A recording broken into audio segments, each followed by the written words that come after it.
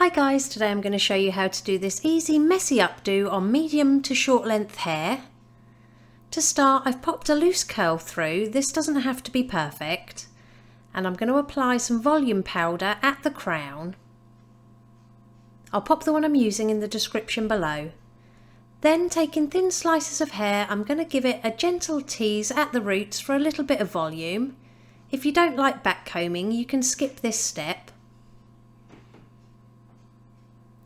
Now we're going to divide off the top of the hair from the end of the eyebrows and then pop this into a ponytail using a clear elastic band. Next, use your fingers to gently pinch and pull at the crown area to create more volume and texture. Now just clip this out of the way for later, and we're going to divide the rest of the hair in half, and then we're going to pop each half into another ponytail using a clear elastic band.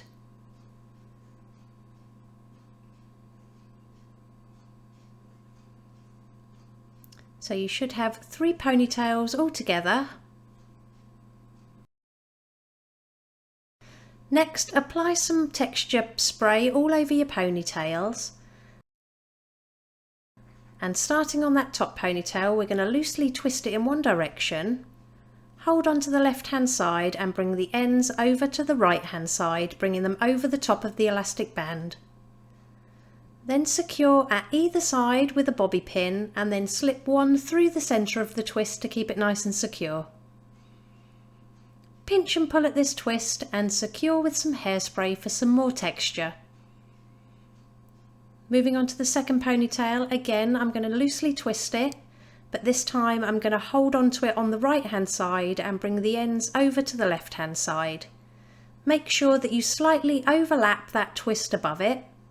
And again, secure on the right and left hand sides with a couple of bobby pins and slip one through the middle of the twist. We're going to do the same with that bottom one, but because the hair's shorter, I'm going to twist it and apply an elastic band to the end just to make pinning a little bit easier. And again, I'm going to hold this to the left hand side, bring the ends over to the right and then just tuck that little loop underneath. And then secure to the head using as many bobby pins as needed.